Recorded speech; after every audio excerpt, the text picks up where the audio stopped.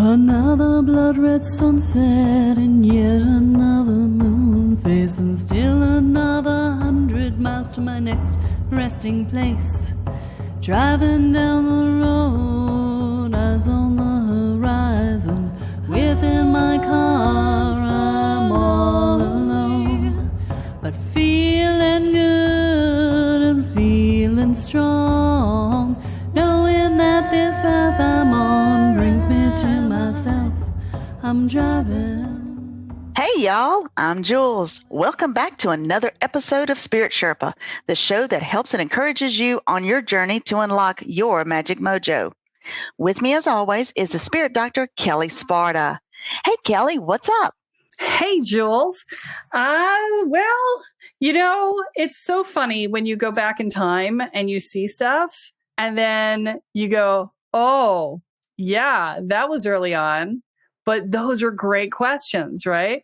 So I'm alluding to something here, which is, back in September of 2020, I put out a request on the podcast saying, hey, if you can think of a ritual you'd like me to do, then, send it over to me. And you obliged.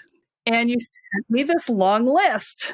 And we were having a conversation today because we needed to punt because one of our guests didn't show up. And I was like, oh, what are we going to do? Maybe I'll do a ritual. Oh, what kind of ritual am I going to? I don't know. And you said, oh, I sent you that list. I'm like, yes, you did. And so we went back and looked at it. And so I'm not going to do a ritual, but what I am going to do is I'm going to go through the list that you sent me, which is quite a long and extensive list. Thank you for that. And we're going to have a conversation about how you would address each of these areas, right? Because, I'm not going to give you specific spells or anything, but what we're going to do today is we're going to teach you how to think about magic and how to determine what application is right for what situation. Oh, cool. Okay, so we're kind of like, here's a challenge that we have. So we're going to problem solve for the challenge. And so you're going to kind of talk us through the different perspectives to have on it and different tools that can be used in order to kind of work through those everyday challenges that come up. Perfect. All right. So who knew back in the day that this was actually going to turn into a podcast? Ta-da. And just for context, this was 2020. So I knew nothing or barely, like I was just getting started. And also I had all these questions. I'm like, but how? But how? And you're like, you just do it. How do you do magic? With intention? Yeah. So yeah, we had a lot of those conversations.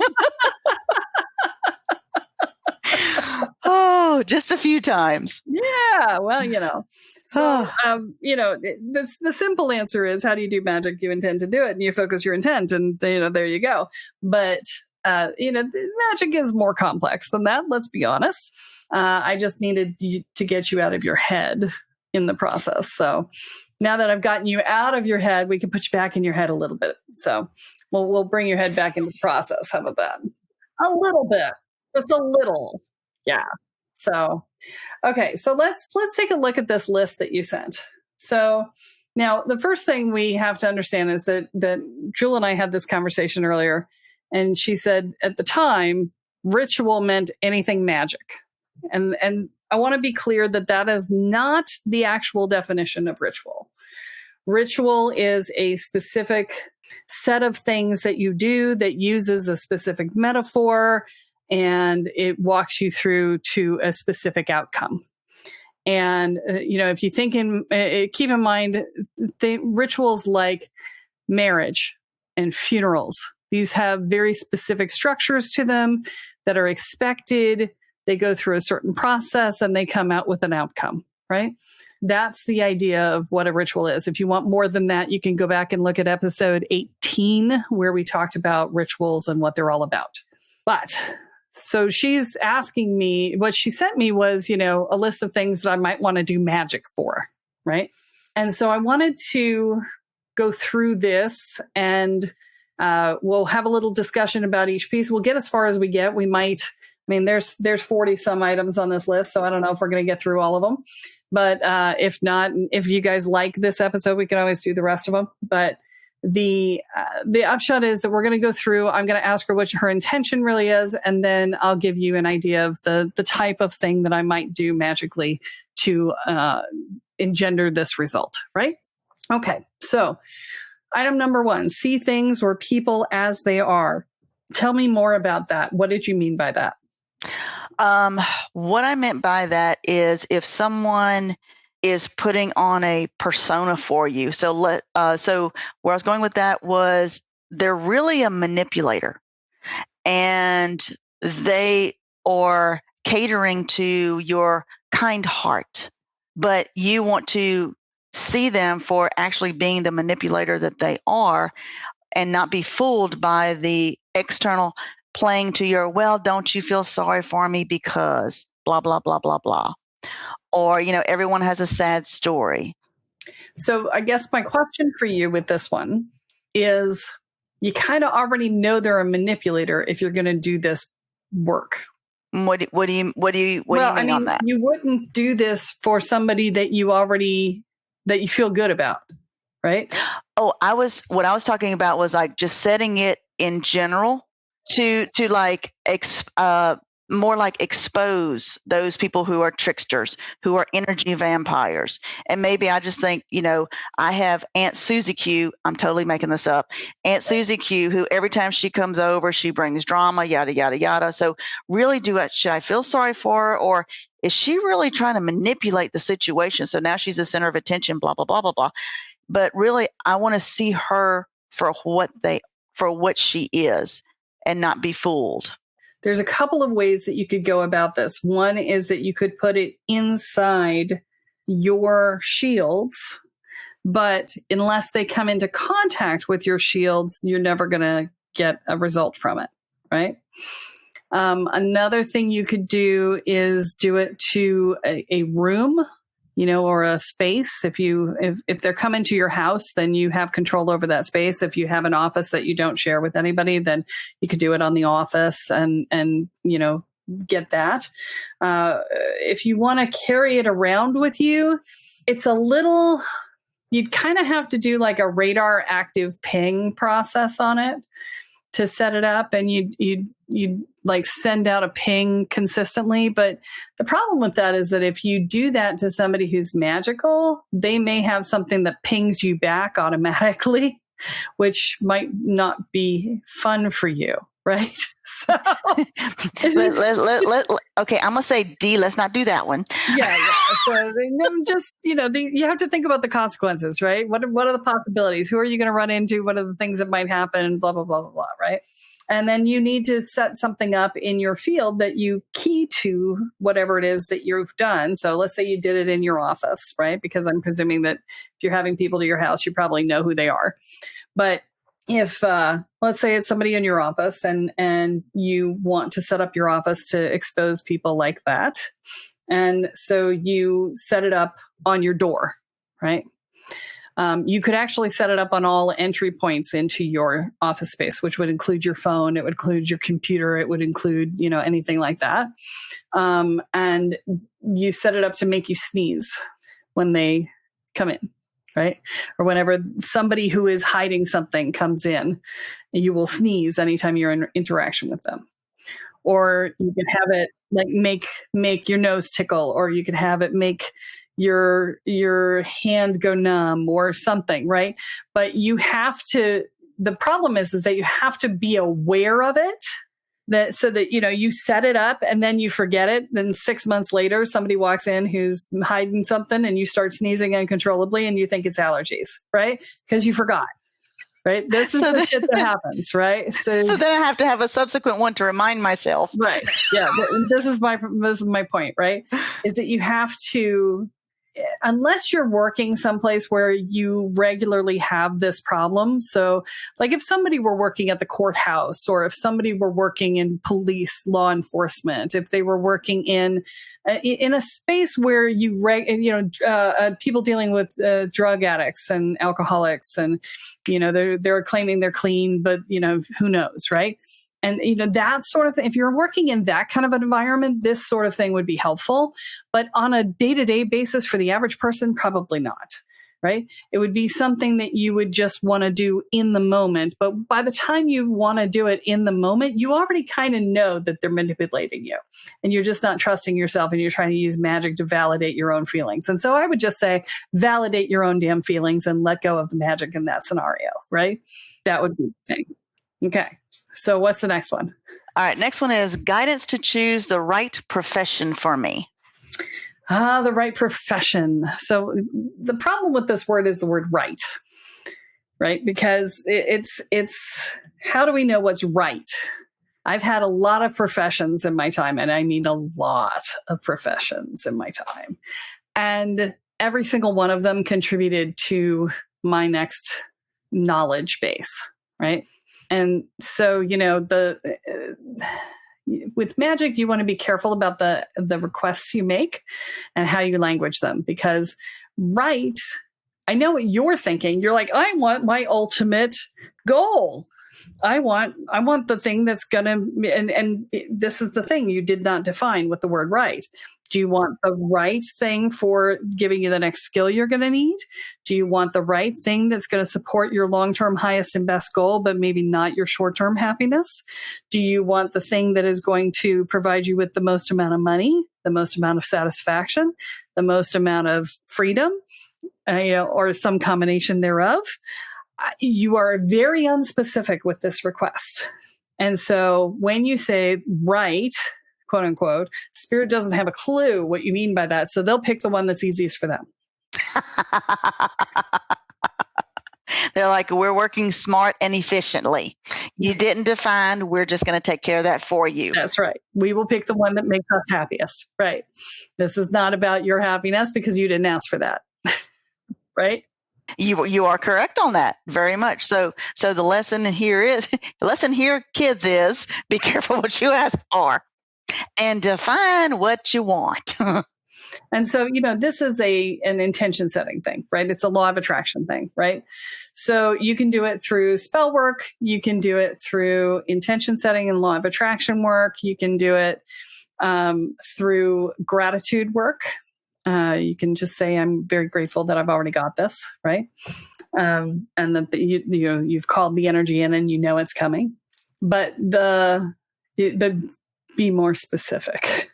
And as you started talking, I was reminded of something you've said before, which is you request what you want in the time in which you want it, because that's another important thing.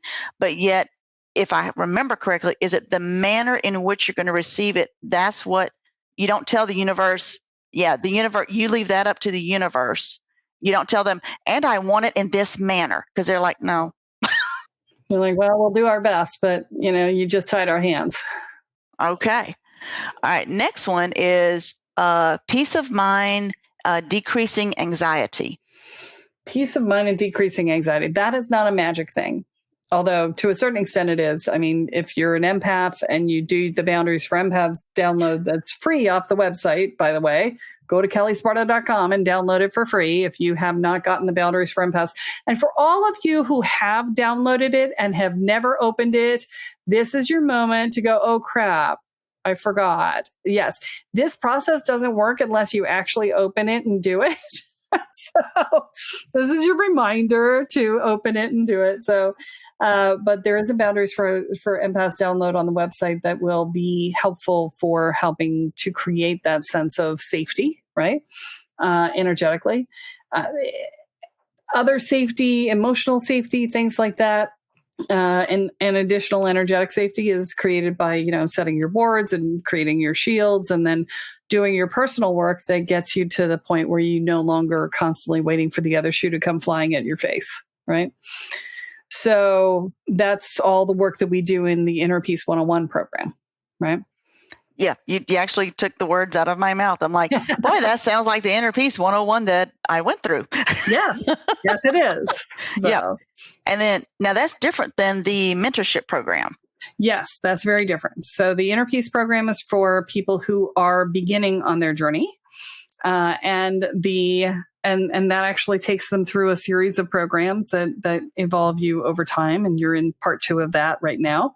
But the Spirit Sherpa mentorship program is actually for people who are, already out there, already doing their work, probably coaches and healers and stuff like that, or at least they're thinking about it, but they've done a lot of their own work and now they're looking to step into their magical side and to really understand more about what it is that they're doing. Right? That's the mentorship program. So it's all, ultimately, I talk about the same things eventually in all of the programs, but it's just a matter of how far along you are in your journey as to where you start. And so if that just confused you, that's okay. There are discovery calls on the website you can sign up for, and we'll help you figure out which one's the right one for you. So. Yeah, and I can speak from my own personal experience. Even within the Inner Peace 101, I would read something, go, yep, I got that. All right, cool. Move on to the next thing. Then for whatever reason, I would go back and reread and go, wait, that wasn't there before. So it's like my brain was like, no, you're not ready to read that paragraph. But when I was ready, I kid you not, for what something is like, wait, she talked about, let me go look that up. And dadgummit, I was reading, and it's like I was reading the paragraph for the first time. And it, so for me personally, it took a while to digest literally all of the information, because it's a lot of information. And when I say I didn't recognize myself, I literally didn't recognize myself for the much better on the end of that. So, all right, yeah, cool. All right, let's see. Number 4. Time travel. Travel. Yeah, bend time to slow or speed up, insert thing here, to accomplish task. So I have 20,001 things to do in a day, and I need to get it all done. Okay. So the first thing I'm going to say is, no, you don't. You think you do, but you don't. What was it? Hermione that did the time stop in Harry Potter? Yeah. See, that's the spell I want to learn. Yes. I understand. Yes. And the first thing I'm going to say is, don't use it for that. Just don't use it for that. Okay.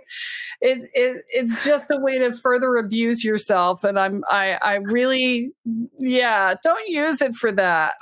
So, you don't need to do more. You need to do less. Okay. Yeah. We'll go with that. And then, but sometimes you do need to move time. Sometimes you do, you're under a deadline crunch or whatever, or you've got a long drive ahead of you and you don't want to drive for that whole time. So you just, slide through time and space. I once drove from Massachusetts to midway down New Jersey, which should be about a 5.5 to 6 hour drive. I once drove it in 3.5 hours, and I never exceeded the speed limit. Okay. So, how do you do that one?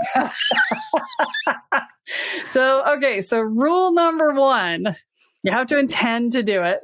Yeah, well, it's lighter than that, actually. Yeah. So the hard part is you can't intend to bend time.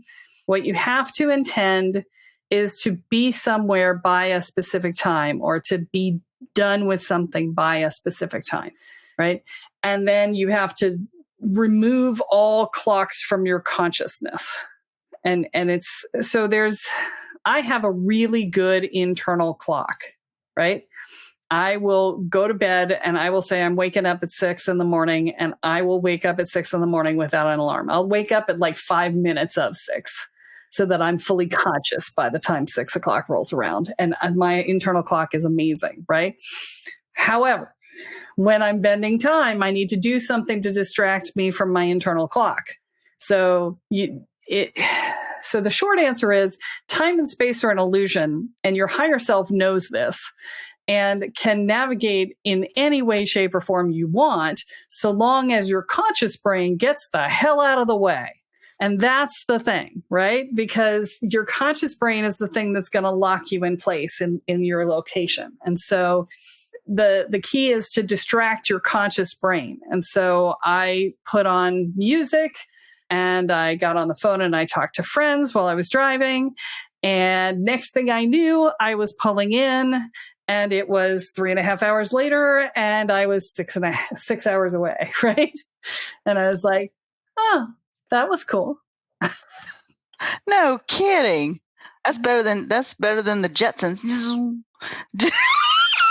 Beam me up, Scotty. Like, I just want to be there. I want to be there as fast as possible. Bang. Without getting a ticket. Bang. Right. All right. Let's see. Stop, in quotes, the creeper, insert googly moogly here, from bothering me. So are we talking a real person or are we talking a spirit? Spirit. So, could be, the I got this one actually from clients at the bridal shop, that every time they go into the attic, to get something, or every time they go upstairs, that the ghost is like either pinching them or pulling their hair, or when they're trying to sleep at night, pulling their hair, tugging at the sheets, that kind of stuff. So if you have a ghost in your house, you evict it. That's what you do. You have to evict the ghost. And so it's usually sufficient to just say, this is my house, not yours, go away. And it'll be like, but no, I live here. It's like, not anymore. I live here now.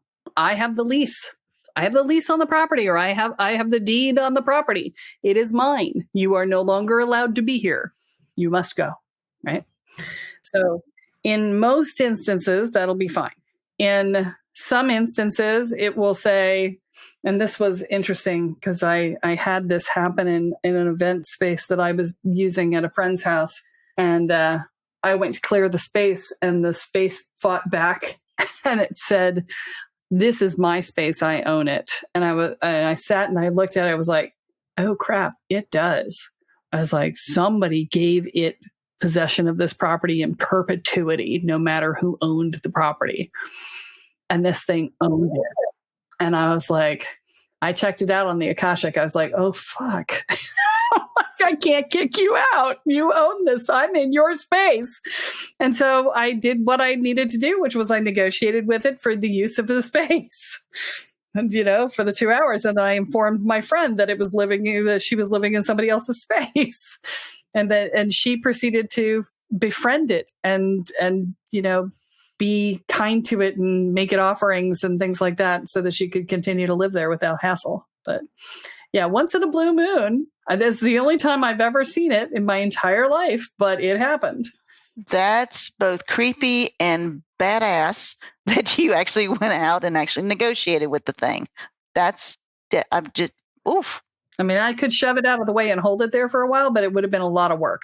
I just didn't feel like messing with it. I was like, it was easier to just be like, I'm just going to do this temporarily, just a little space that I'm going to set, and then I'll let it down the minute.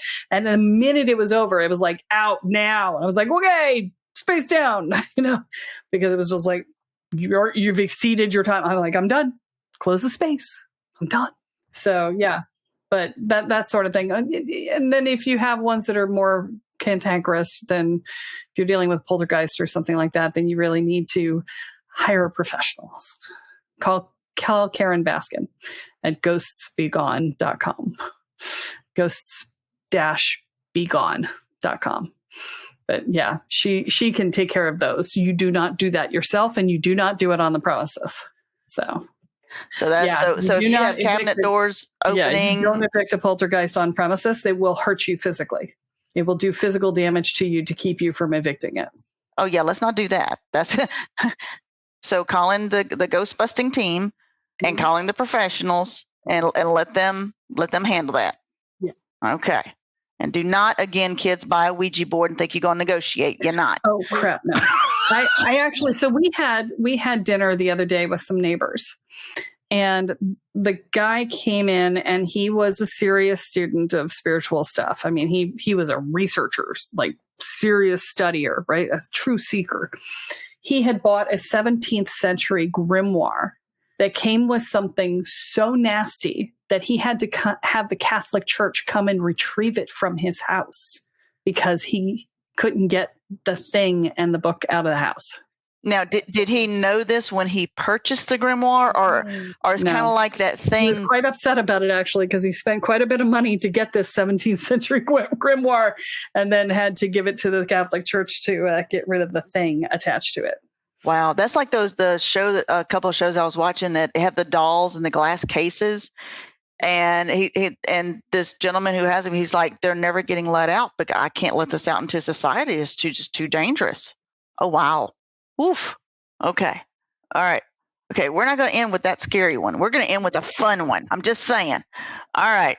Because we don't want to have, nightmares over here. All right. So we can go a little long on this one too. We've only gotten through 5?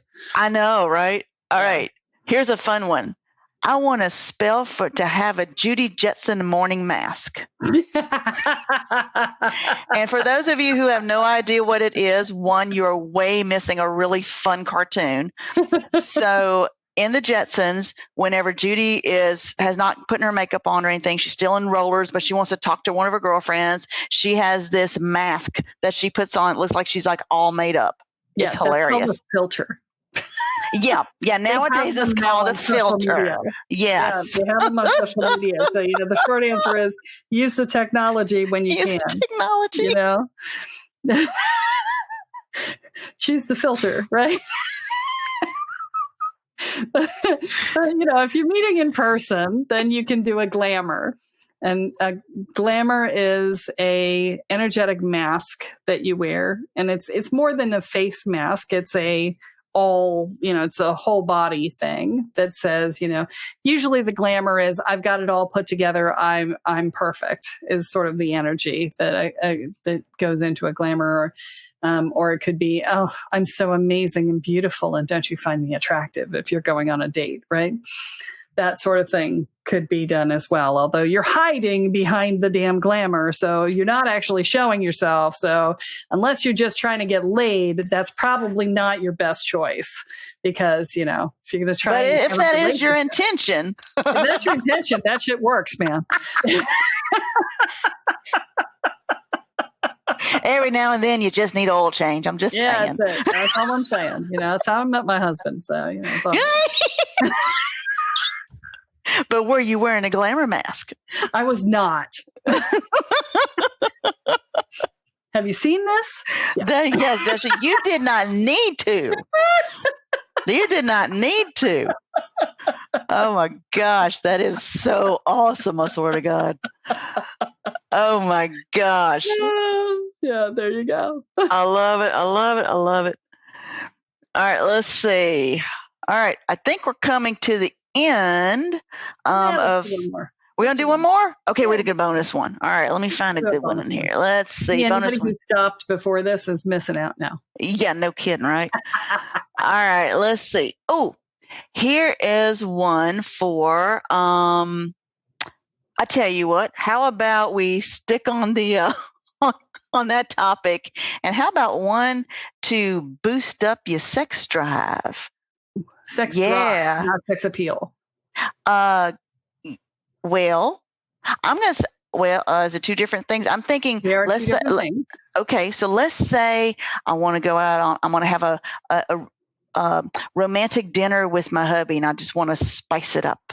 So you want to be more sexually desirous of your husband, is what you're saying. Yeah, that. And then whenever we come together, I want it to be like explosive, like fireworks. Okay. So two different things. Oh, okay. It's a two-parter spell. It is a two-parter. So part one is if you want to increase your sex drive as a woman, then you need to basically masturbate every day. Have an orgasm every day. Because women's bodies, the way that they work is the more they get used for a specific purpose, the more active they are in that purpose. And so if we are not getting sexually satisfied on a regular basis, then our body goes, oh, we're not doing that? Okay, and wanders off, right? It also means that we tend to go up into our heads. And this for guys is also true. If you're having a hard time with your sex drive, the getting out of your body and into your head will reduce your sex drive. And so you, as we get older, our drives diminish usually, although some women go through menopause and become voracious, but they're just like, right? And so, but in general, we get a little less into the sex thing. And I think a lot of that's because we start to learn how to be intimate. We learn how to connect emotionally as well as physically. And therefore, we come into a little bit more balance around the two. But sometimes the balance turns into more of I become a roommate with my partner instead of, a lover with my partner. And then you got to spice it back up again. There was a show way back that they did that was called 7 Days of Sex, where they took couples that weren't getting along and gave them the assignment that they had to have sex every day for 7 days. And that after that, they came back and talked to them and they were doing so much better. And so it's, this is what I'm saying, is that it actually does have an impact. But to spice up your own sex drive, an orgasm a day for women is at least one a day for women would be a great way to do this. And for men, it's more about getting into your body. It's less about orgasm for men. It's about being in their bodies. And women, you have to get into your body to have an orgasm anyway. So, it gets you there, right? But it means, getting out of your head and out of your thinking self and just, touch your body and get connected to your body, right? Okay. Now, the other side of it was, how do I have amazing sex, right? Yes, explosive, amazing sex. And that's not a short answer, but the short answer is practice Tantra. Tantra? Tantra, Tantra.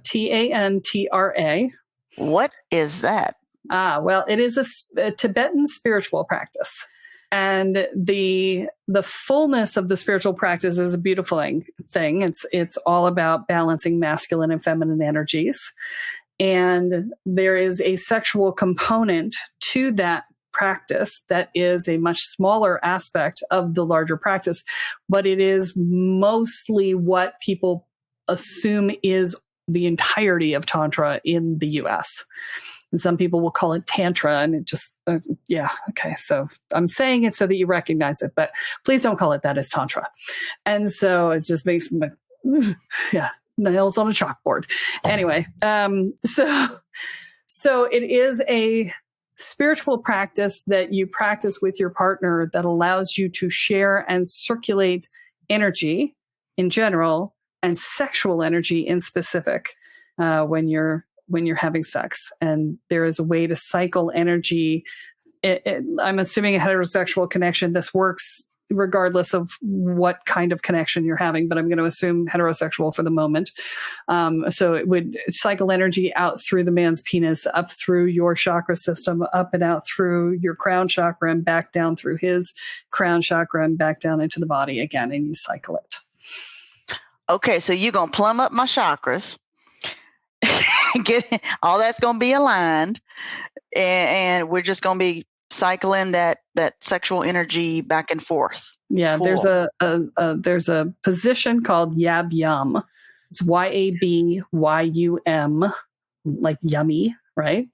And it's a position where the man sits cross-legged and the woman sits cross-legged on top of his legs, and with her legs wrapped around the back of him. So he sits cross-legged, she sits down on top of his legs and crosses her legs behind him, right?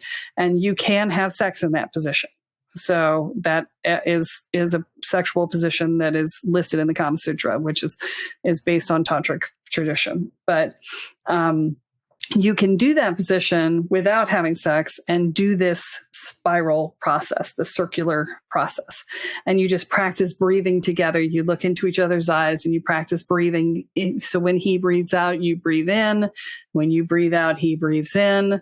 And it's a pattern of cycle that you get going that way. Another way to amp things up for him is that when you're having sex with him, you could draw the energy up his back, up either side of the spine through the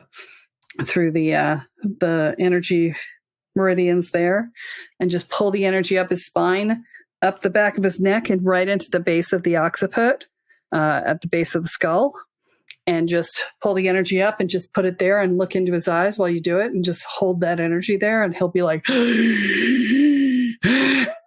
that'll pop. Yeah. That'll curl some toes is what that's going to do. Yeah. If you do it with your nails, it's even better. Yeah. If you've got nails and you do it with your nails, it's even better because it activates the skin as an organ. Doing it with your fingers is fine. With your nails, it takes it to another level. But yeah, there's a whole practice of this. I mean, I used to teach Tantra years ago. So I'm giving you like this teeny tiny little slice of stuff, right? Teeny tiny little slice. And, but you asked a question and I'm giving you the shortest answer I can give you that actually gives you something useful. So no, it's very appreciated. Plus, now, what you can also do magic around it too, but you could do magic and set a space and a container for, an amazing sexual experience. You could set an energetic container for that. That could be done on a magical basis too. So that's pretty awesome. I mean, that what a heck of a bonus extra there, right there. So bonus. Yeah, bonus. I said bonus, bonus. We're definitely gonna have to mark this one as not child friendly. Just saying, kids. But that's okay, because one of the things that, when I first started listening to you, you cut through all the bullshit. You said what was on your mind. And truly that is was very much appreciated, still is. But in saying what you said, you also created a beautiful picture of this intense connection between, two people that, oh my God, talk about bring it to another level. And then that intimacy, that shared space. I mean, what a beautiful, beautiful ending, and then with fireworks shooting out too and toes curled. I mean, it's going to be a gorgeous thing, but I think that's pretty awesome. Yeah. So on that note, I want to ask you, what's your Kelleism for today? Oh, Kelleism. Yes. Now, if we look at the whole thing, magic is a vast and wondrous world, and choosing the right avenue for the outcome that you're desiring is an art. And the more you practice, the more skilled an artist you become. Beautifully put, beautifully said. Absolutely. All right, kids, that's all that we have for this week. Tune in next time when Kelle adds another chapter into your guide to energy, magic, and the spirit world. I'm Jules, here with Kelle Sparta, and you have been listening to Spirit Sherpa. So long, everyone. Bye. Driving down the road, eyes on the horizon. Within my car, I'm all alone, but feeling good and feeling strong, knowing that this path I'm on brings me to myself. I'm driving, wondering where my spirit